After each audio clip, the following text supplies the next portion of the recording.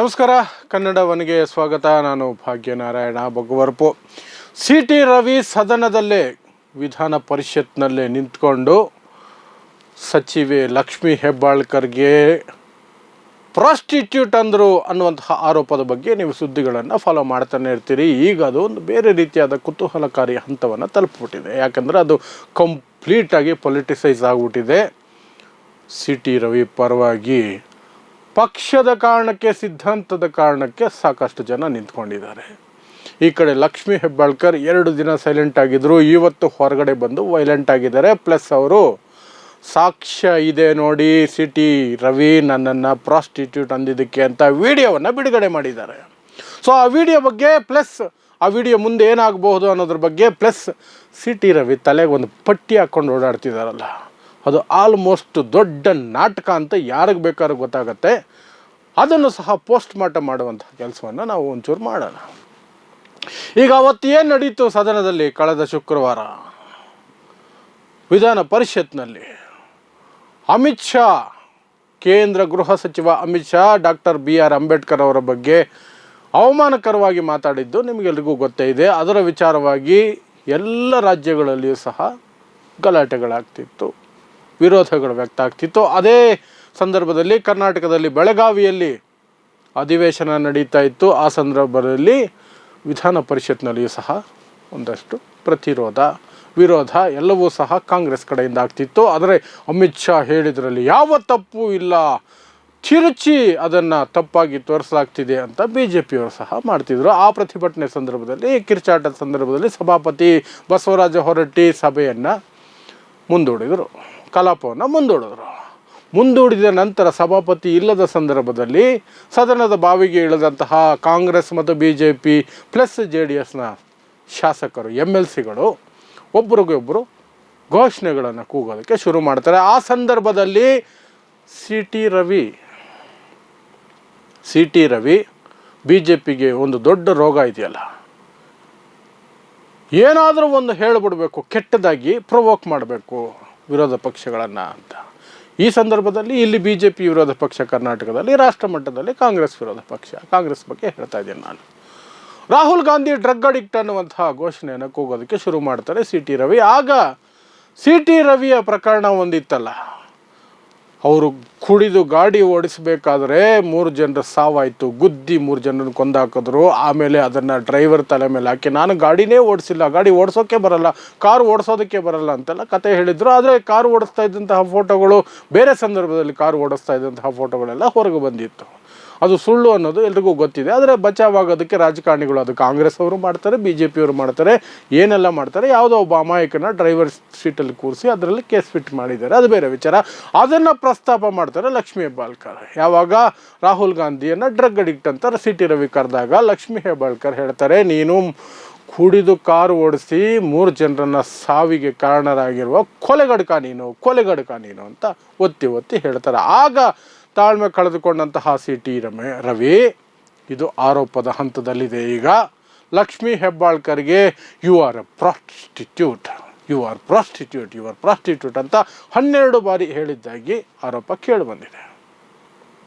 ಅದಕ್ಕೆ ಸದನದ ವಿಡಿಯೋದಲ್ಲಿ ಸಾಕ್ಷ್ಯ ಇಲ್ಲ ಅನ್ನೋದು ಬಸವರಾಜ ಹೊರಟ್ಟಿ ಅವರ ವಾದ. ಬಸವರಾಜ ಹೊರಟ್ಟಿ ಅವರ ಹತ್ರ ಕಣ್ಣೀರು ಹಾಕ್ಕೊಂಡು ಹೋದಂತಹ ಲಕ್ಷ್ಮೀ ಹೆಬ್ಬಾಳ್ಕರ್ ದೂರು ಕೊಡ್ತಾರೆ. ಅವರೇನೋ ಪರಿಶೀಲನೆ ಮಾಡಿ ಬಂದು ಸಭಾಪತಿ ಸೀಟಲ್ಲಿ ಕೂತ್ಕೊಂಡು ಒಂದು ಹೇಳಿಕೆಯನ್ನು ಕೊಡ್ತಾರೆ. ಇವರ ದೂರು ಎಲ್ಲಿ ಏನಿದೆ ಅಂತ ವಿವರಣೆಯನ್ನು ಕೊಡ್ತಾರೆ. ಈ ಕಡೆ ಸಿ.ಟಿ. ರವಿ ವಿವರಣೆಯನ್ನು ಕೊಡ್ತಾರೆ, ಹೇಳ್ತಾರೆ ಇಬ್ಬರು ಸ್ವಲ್ಪ ಆ ರೀತಿಯಾದಂತಹ ಇದಕ್ಕೆ ಅವಕಾಶ ಮಾಡಿಕೊಡಬೇಡಿ, ಅಲ್ಲಿಗೆ ಮುಗಿಸ್ಕೊಳ್ಳಿ ಅಂತ ಹೇಳ್ಬಿಟ್ಟು ಎದ್ದೋಗ್ತಾರೆ. ಆದರೆ ಲಕ್ಷ್ಮೀ ಹೆಬ್ಬಾಳ್ಕರ್ ಬಿಡೋದಿಲ್ಲ, ಹೋಗಿ ದೂರು ಕೊಡ್ತಾರೆ ಪೊಲೀಸರಿಗೆ. ಪೊಲೀಸರು ಸದನ ಮುಗಿದ ಮೇಲೆ ಸಿ.ಟಿ. ರವಿಯನ್ನು ಅರೆಸ್ಟ್ ಮಾಡ್ಕೊಂಡು ಹೋಗ್ತಾರೆ. ಅರೆಸ್ಟ್ ಮಾಡ್ಕೊಂಡು ಹೋದ್ಮೇಲೆ ದೊಡ್ಡ ಡ್ರಾಮಾ ನಡೆಯುತ್ತೆ. 4 ಜಿಲ್ಲೆ 16 ಪೊಲೀಸ್ ಸ್ಟೇಷನ್ಗಳು ನನ್ನನ್ನು ಸುತ್ತಿಸಿದ್ರು, ರಾತ್ರಿ ಎಲ್ಲ ನಿದ್ದೆ ಮಾಡೋಕ್ಕೆ ಬಿಡಲಿಲ್ಲ, ನನ್ನ ತಲೆಗೆ ಪೆಟ್ಟಾಯಿತು ಅಂತ. ಆ ಪೆಟ್ಟು ಹೇಗಾಯಿತು, ನಾನೇ ಮಾಡಿಕೊಂಡೆ ಅನ್ನುವಂತಹ ಹಂತದಲ್ಲೂ ಇದೆ, ಬೇರೆ ರೀತಿ ಆಯಿತು. ಆದರೆ ಪೊಲೀಸರು ಹೊಡೆದಿದ್ದರಿಂದ ಅಷ್ಟು ಓಪನ್ ಆಗಿಲ್ಲ ಅಥವಾ ಏನಾಗಿಲ್ಲ. ರಕ್ತ ಸೋರ್ತಾ ಇರುವಂತಹ ಒಂದು ಫೋಟೋ ಸಹ ವೈರಲ್ ಆಗುತ್ತೆ. ಆ ನಂತರ ತಲೆಗೆ ಒಂದು ಪಟ್ಟಿ ಬರುತ್ತೆ. ಈ ಪಟ್ಟಿ ಅನ್ನೋದು ಎಂಥ ದೊಡ್ಡ ನಾಟಕ ಅನ್ನೋದಕ್ಕೆ ಪ್ರತಾಪ್ ಸಾರಂಗಿ ಅನ್ನುವಂತಹ ಒಂದು ಸಂಸದರು ಮಾಡಿದ ನಾಟಕವನ್ನು ನಾವು ಪಕ್ಕದಲ್ಲಿಟ್ಟು ನೋಡ್ಬೋದು. ಇದೇ ಅಂಬೇಡ್ಕರ್ ವಿರುದ್ಧದ ಹೇಳಿಕೆಯ ವಿಚಾರವಾಗಿ ದೆಹಲಿಯಲ್ಲಿ ಸಂಸತ್ತಿನ ಆವರಣದಲ್ಲಿ ಕಾಂಗ್ರೆಸ್ ಮತ್ತು ಬಿ ಜೆ ಪಿ ನಡುವೆ ಒಂದಷ್ಟು ನೂಕುನುಗ್ಗಲಾಗುತ್ತೆ. ಆ ಸಂದರ್ಭದಲ್ಲಿ ಇಬ್ಬರು ಬಿ ಜೆ ಪಿ ಎಂ ಪಿಗಳು ಕೆಳಗಡೆ ಬೀಳ್ತಾರೆ. ಅದರಲ್ಲಿ ಪ್ರತಾಪ್ ಸಾರಂಗಿ ಸಹ ಒಬ್ಬರು. ಈ ಪ್ರತಾಪ್ ಸಾರಂಗಿ ಯಾವ ವ್ಯಕ್ತಿ ಅಂದರೆ, ಏನು ಮಹಾನ್ ವ್ಯಕ್ತಿ ಅಂದರೆ, ಒಡಿಶಾದಲ್ಲಿ ಗ್ರಹಾಮ್ ಸ್ಟೇನ್ ಅನ್ನುವಂತಹ ಒಬ್ಬ ಫಾದರು, ಅಂದರೆ ಕ್ರಿಶ್ಚಿಯನ್ ಫಾದರ್, ಪ್ಲಸ್ ಆತನ ಇಬ್ಬರು ಗಂಡು ಮಕ್ಕಳನ್ನು ಜೀಪಲ್ಲಿ ಜೀವಂತ ಸುಟ್ಟು ಹಾಕಿರ್ತಾರೆ ಒಂದು ಸಂದರ್ಭದಲ್ಲಿ. ಆ ಕೇಸಲ್ಲಿ ಆರೋಪಿ ಸ್ಥಾನದಲ್ಲಿದ್ದಂತಹ ವ್ಯಕ್ತಿ ಪ್ರತಾಪ್ ಸಾರಂಗಿ. ಈತ ರಾಹುಲ್ ಗಾಂಧಿನೇ ನನ್ನನ್ನು ತಳ್ಳಿದ್ದು, ರಾಹುಲ್ ಗಾಂಧಿ ಉದ್ದೇಶಪೂರ್ವಕವಾಗಿ ತಳ್ಳಿದ್ದು ಅಂತ ಅದು ದೊಡ್ಡ ಕೇಸಾಗಿ ಅಟೆಂಪ್ಟ್ ಮರ್ಡರ್ ಕೇಸ್ ಮಾಡಿಸಿ ಹಾಸ್ಪಿಟ್ಲಿಗೆ ಹೋಗಿ ಅಡ್ಮಿಟ್ ಆಗ್ತಾರೆ ಪ್ರತಾಪ್ ಸಾರಂಗಿ. ಅಡ್ಮಿಟ್ ಆದಾಗ ಇಷ್ಟಾಗಲ್ಲ ಬ್ಯಾಂಡೇಜ್ ಇರುತ್ತೆ, ಅಂದರೆ ಒಂದು ಪ್ಲಾಸ್ಟರ್. ಅದು ಒಂದು 4-6 ತಾಸುಗಳ ನಂತರ ಇಷ್ಟಾಗಲ ಆಗತ್ತೆ. ರಾತ್ರಿ ಆಗ್ತಾ ಆಗ್ತಾ ತಲೆ ಸುತ್ತ ಪಟ್ಟಿ ಬರುತ್ತೆ. ಮಧ್ಯರಾತ್ರಿ ಹೊತ್ತಿಗೆ ತಲೆ ತುಂಬ ಬ್ಯಾಂಡೇಜ್. ಅಯ್ಯೋ ನನ್ನ ತಲೆ ಒಡೆದ್ಬಿಟ್ರು, ಅಷ್ಟು ಹೊಡೆದಾಕೋರು ಅಂತ. ಮಾರನೇ ದಿನ ಆಸ್ಪತ್ರೆಯಿಂದ ರಿಲೀಸ್ ಆಗಬೇಕಾದ್ರೆ ಇಷ್ಟು ಬ್ಯಾಂಡೇಜ್, ಇಷ್ಟು ಪ್ಲಾಸ್ಟರ್ ಅಷ್ಟೇ, ಇಷ್ಟು. ಸೊ ಇವರ ಯೋಗ್ಯತೆ ಏನು, ಇವರ ನಾಟಕಗಳೇನು ಅನ್ನೋದು ನಮಗೆಲ್ರಿಗೂ ಗೊತ್ತಿದೆ. ಅದು ರಾಜಕಾರಣಿಗಳಿಗೆ ಹೇಳ್ತಾ ಇದ್ದೀನಿ, ಬಿ ಜೆ ಪಿಯವರೇ ಅಂತಲ್ಲ, ಕಾಂಗ್ರೆಸ್ನವರು ಆದರೂ ಸಹ ಹಾಗೆ ಮಾಡೋದು. ರಾಜಕಾರಣಿಗಳ ನಾಟಕಗಳೇ ಹಂಗಿರ್ತವೆ. ಸಿ ಟಿ ರವಿ ತಲೆಗೆ ಇಷ್ಟು ದೊಡ್ಡ ಗಾಯ ಆಯಿತು ಅಂತ ತೋರಿಸುವಂತಹ ಪ್ರಯತ್ನ. ಅಲ್ಲಿ ಆ ಫೋಟೋದಲ್ಲಿ ನೋಡಿದ್ರೇ ಗೊತ್ತಾಗುತ್ತೆ, ಇಷ್ಟು ಸಣ್ಣದಾಗಿ ತರಿಸ್ಕೊಂಡಿದೆ, ರಕ್ತ ಬಂದಿದೆ.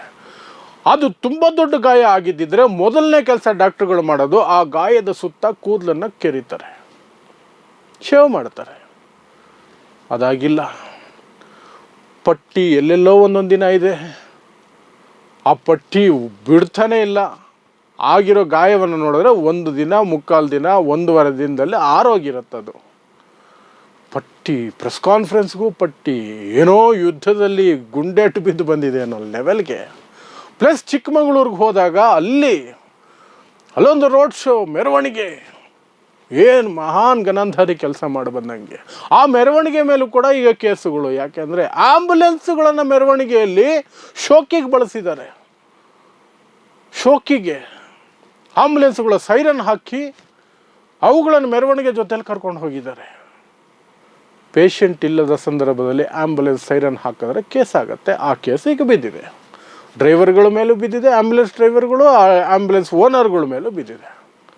ಇನ್ನೊಂದಷ್ಟು ಬೈಕ್ ರ್ಯಾಲಿ ಅಂತ ಏನೇನೋ ಮಾಡಿದ್ದಾರೆ, ಅದು ಸಹ ಕೇಸುಗಳಾಗಿದ್ದಾವೆ. ಅದರ ನಡುವೆ ಪ್ರೆಸ್ ಕಾನ್ಫರೆನ್ಸ್ ಮಾಡಿ ಬಿ ಜೆ ಪಿ ನಾಯಕರೆಲ್ಲ ಹೊರಗೆ ಬಂದು ಸಿ ಟಿ ರವಿನ ಎನ್ಕೌಂಟರ್ ಮಾಡಬೇಕು ಅಂತ ಸ್ಕೆಚ್ ಹಾಕಿದ್ರು ಅಂತ.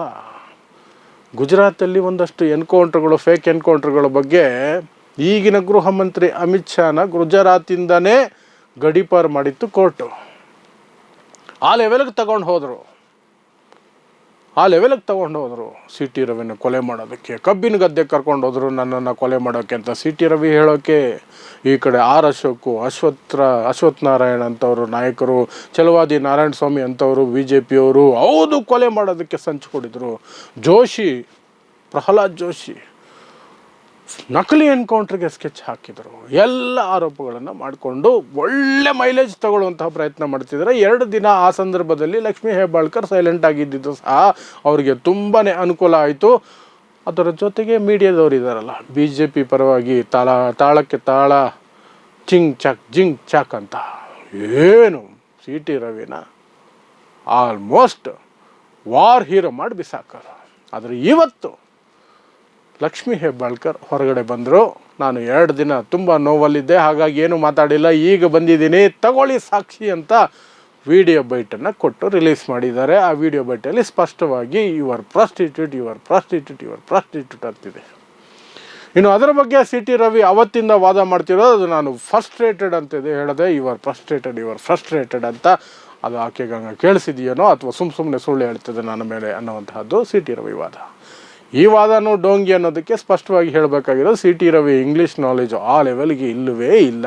ಅದು ಕಟ್ಟುಕತೆ ಅನ್ನೋದು ಆಲ್ಮೋಸ್ಟ್ ಅರ್ಥ ಆಗತ್ತೆ. ಆದರೂ ಅದು ಕೋರ್ಟಲ್ಲಿ ಪ್ರೂವ್ ಆಗಬೇಕಾಗತ್ತೆ. ಈಗ ಬಸವರಾಜ್ ಹೊರಟ್ಟಿ ಹೇಳ್ತಾ ಇರುವಂತಹದ್ದು, ಸಭಾಪತಿಗಳು ಸದನದ ವಿಡಿಯೋ ಆಡಿಯೋದಲ್ಲಿ ಯಾವುದೂ ಆ ರೀತಿಯ ಪದ ಕೇಳಿ ಬಂದಿಲ್ಲ. ನೀವು ಬೇರೆ ಯಾವುದೋ ಚಾನಲ್ಲು ಟಿ ವಿ ಚಾನಲ್ದು ವೀಡಿಯೋದಿಂದ ತೊಗೊಂಡು ಬಂದು ತೋರಿಸ್ತಾ ಇದ್ದೀರಿ, ಇದನ್ನು ನಾವು ಫಾರೆನ್ಸಿಕ್ಗೆ ಕಳಿಸ್ತೀವಿ, ಆಮೇಲೆ ಕ್ರಮದ ಬಗ್ಗೆ ಯೋಚನೆ ಮಾಡೋಣ ಅಂತ ಅವರು ಪಾಪ NDA ಅಭ್ಯರ್ಥಿ ಅಲ್ವ ಬಸವರಾಜ ಹೊರಟ್ಟಿ, ಅವ್ರು ಹೇಗೆ ಬಿಟ್ಕೊಡೋದಕ್ಕೆ ಸಾಧ್ಯ ಇದೆ? ಪೊಲೀಸರ ವಿರುದ್ಧ ಫುಲ್ಲು ಗರಂ ಆಗ್ಬಿಟ್ಟಿದ್ದಾರೆ, ಹೇಗೆ ಅರೆಸ್ಟ್ ಮಾಡಿದ್ರಿ, ಜೈಲಿಗೆ ಕಳಿಸ್ಬಿಡ್ತೀನಿ, ಹಂಗೆ ಹಿಂಗೆ ಅಂತ ಇಷ್ಟೆಲ್ಲ ನಡೀತಾ ಇದೆ. ಇದರ ನಡುವೆ ಬಕ್ರಾಗಳ ಥರ ನಮ್ಮ ಜನನು ನೋಡ್ತಿದ್ದಾರೆ. ಯಾಕೆಂದರೆ ಎರಡೂ ಕಡೆಯಿಂದಲೂ ಸಹ ಒಂದಷ್ಟು ನಾಟಕ ಇರುತ್ತೆ, ಅದರಲ್ಲಿ BJP ಮೇಲುಗೈ ಇರುತ್ತೆ. ಯಾಕಂದರೆ BJPಗೆ ಅದೊಂದು ಚಟ, ವಿರೋಧ ಪಕ್ಷಗಳಾಗಲಿ ಅಥವಾ ತನ್ನ ಮೇಲೆ ಏನಾದರೂ ಆದಾಗ ಇಲ್ಲದ ಕತೆಗಳನ್ನು ಕಟ್ಟೋದು, ಸಿಕ್ಕಾಪಟ್ಟೆ ನಾಟಕ ಮಾಡೋದು. ನಾನು ಹೇಳ್ದಲ್ಲ, ಪ್ರತಾಪ್ ಸಾರಂಗಿ ಕತೆ, ಇಷ್ಟಿಂದ ಬ್ಯಾಂಡೇಜು ಗಂಟೆಗಳಲ್ಲಿ ಫುಲ್ ತಲೆಗೆ ಬಂದ್ಬಿಟ್ಟು ಮಾರನೇ ದಿನ ಡಿಸ್ಚಾರ್ಜ್ ಆಗೋವಾಗ ಬ್ಯಾಂಡೇಜೇ ಇರಲ್ಲ. ಅದು ಇವರ ಯೋಗ್ಯತೆ, ಇವ್ರ ಲೆಕ್ಕಾಚಾರಗಳು. ಸೊ ಈ ಪ್ರಕರಣ ಮುಂದಕ್ಕೆ ಹೋಗಿ ಏನಾಗಬಹುದು? ಏನೂ ಆಗಲ್ಲ. ಇವತ್ತಿಗೆ ಇವರು ಕಿರ್ಚಾಡ್ತಾರೆ, ಅವರು ಅರ್ಚಾಡ್ತಾರೆ, ಜನನೂ ಒಂದಷ್ಟು ಅದಕ್ಕೆ ಅವರವರ ಭಾವನೆಗಳಿಗೆ ತಕ್ಕಂತೆ ಒಳಗೊಳಗೆ ಉರ್ಕೊಂಡು ಮಾತಾಡಿಕೊಂಡು ಬೈಕೊಂಡು ಓಡಾಡ್ತಾರೆ. ಸ್ವಲ್ಪ ದಿನಕ್ಕೆ ಆ ಕೇಸು ತಣ್ಣಗೆ ಹೋಗ್ಬಿಡುತ್ತೆ. ಅದು ಫಾರೆನ್ಸಿಕ್ ರಿಪೋರ್ಟು ನೆಟ್ಟಿಗೆ ಬರಲ್ಲ, ಕೇಸು ನೆಟ್ಟಿಗೆ ಮುಂದಕ್ಕೆ ಹೋಗಲ್ಲ. ಒಂದಷ್ಟು ವರ್ಷ ಆದಮೇಲೆ ಸಾಕ್ಷ್ಯಾಧಾರಗಳ ಕೊರತೆ ಆಧಾರದ ಮೇಲೆ CT ರವಿಯನ್ನು ನಾವು ನಿರ್ದೋಷಿ ಅಂತ ಹೇಳ್ತಿದ್ದೀವಿ ಅಂತ ಕೋರ್ಟ್ ಹೇಳುತ್ತೆ. ಅದು ಖಂಡಿತ ನಡೆಯುತ್ತೆ. ಇದನ್ನು ನಾವು ಸುಮಾರು 75-76 ವರ್ಷಗಳಿಂದ ನೋಡ್ಕೊಂಡು ಬಂದಿದ್ದೀವಿ ಸ್ವತಂತ್ರ ಭಾರತದಲ್ಲಿ. ಸೊ ಅಂತಹ ದಿನ ಅದು ಯಾವಾಗ ಬರುತ್ತೋ ಗೊತ್ತಿಲ್ಲ, ಬಟ್ 10 ದಿನ ಮುಂದೆ ಬರುತ್ತೆ. ಇದು ಕರ್ನಾಟಕದಲ್ಲಿ CT ರವಿ ಮತ್ತು ಲಕ್ಷ್ಮೀ ಹೆಬ್ಬಾಳ್ಕರ್ ನಡುವೆ ನಡೀತಾ ಇರುವಂತಹ ಯುದ್ಧದ ಸತ್ಯದ ಪರಿಸ್ಥಿತಿ. ನೋಡ್ತಾ ಇರಿ ಸಮಾಜಕ್ಕಾಗಿ ಕನ್ನಡ 1 ನ್ಯೂಸ್. ನಮಸ್ಕಾರ.